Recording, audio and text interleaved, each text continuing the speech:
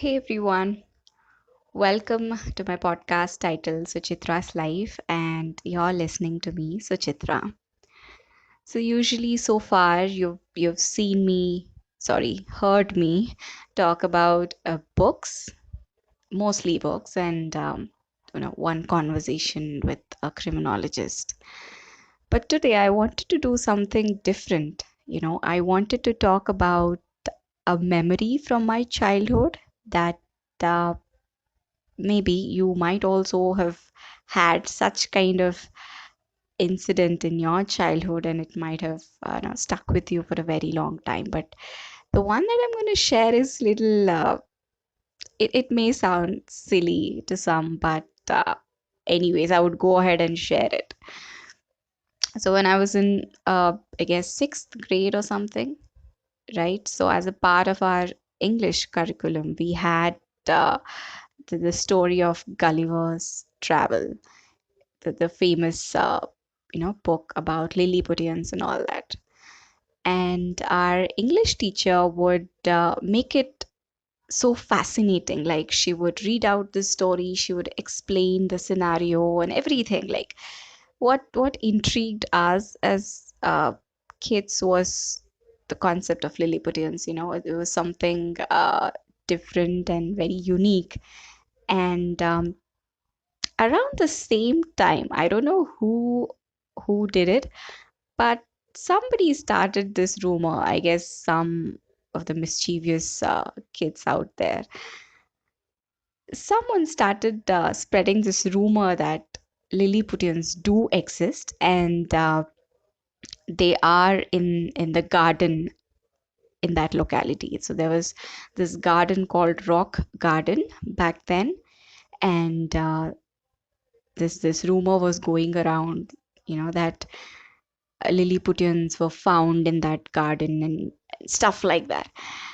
And this rumor spread so wildly that kids, after their school timings, they started going to that garden, and I've seen like some of my classmates, especially boys, who said that they went and visited that garden. I remember one guy telling me, I went to the garden and I saw these little Lilliputians, and one of the Lilliputian came out of his that space, the tiny little space. He climbed onto my shoulder and nibbled at my ear and squeaked something in my ears and stuff like that. And I, being so naive and innocent at that point of time, I guess even now I am a little, I was like totally I just went into a different zone when I heard that guy describe me his experience with a Lilliputian. So one fine day, even I felt okay, I guess even I should go to the garden and check these Lilliputians out.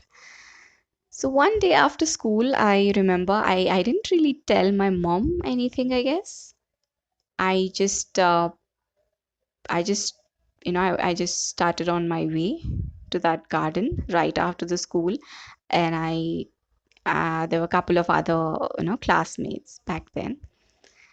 I was anticipating, and I was longing to meet a Lilliputian and stuff like that. But halfway through the path, I realized, okay, now this is getting late. And since I didn't really tell my mom that I'd be late, I figured, it's better I skip this adventure for now. Maybe sometime later I could go back to that garden. So midway, I just changed my mind and I just simply went back to the home. The other friends who were with me, I don't clearly remember if they went to the garden or even they had changed their mind midway. But something something crazy happened the very next day. So in our class, like right after, I guess some other class or something, I remember this English teacher walking into our classroom, and she made us write in our diaries that if students are going to any particular place after the school timings, it's not their responsibility. And she made sure she signed that tiny note in each and everyone's diary. And then it hit me that, okay, this rumor or whatever it is was so intense. Like it spread like a wildfire, so much so that it threatened the teacher itself. And the reason I'm sharing it with you all listeners out there is because back then, like especially when I was a kid, a child, I remember that my imagination was so strong. It was so strong and so intense, and I could see even my classmates' imagination was pretty amazing too. That is what I miss these days. I'll be 28 this August, and I could still see that my imaginations are not so vivid anymore because, life happens, stuff catches up with you. But childhood, in so many ways, you were innocent, naive, and you had a different way of looking at things and people and nature. You were very much in sync with nature. And right now, I feel that that is something that I'm not doing consciously, to be in touch with nature and to be in touch with my core. I guess beautiful things happen when you are really in touch with yourself and with nature. Your imagination becomes so intense, and it feels like you may even materialize it, right? This was one of the beautiful memories I have from my childhood. Just a story from a textbook. It just made everybody think that it is true, and they went out and had these little adventures in rock garden. These days, I all I see is viral stories that just don't stick in your head any longer. You just laugh at a meme, you move on. You laugh at a viral video or YouTube shorts, you watch it, you move on. It just doesn't stick. But those stories in childhood, I still remember them. And I think I think deep down that's what I'm longing, something that sticks in your head, something that's gonna be around for a longer period of time.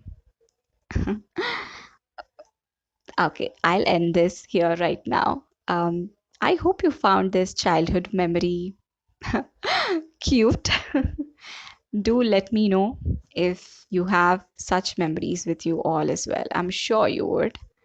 And let's try to make a conscious effort in building our imagination so that it would just take us into an amazing world and entertain us equally. We don't always need the help of internet to do that.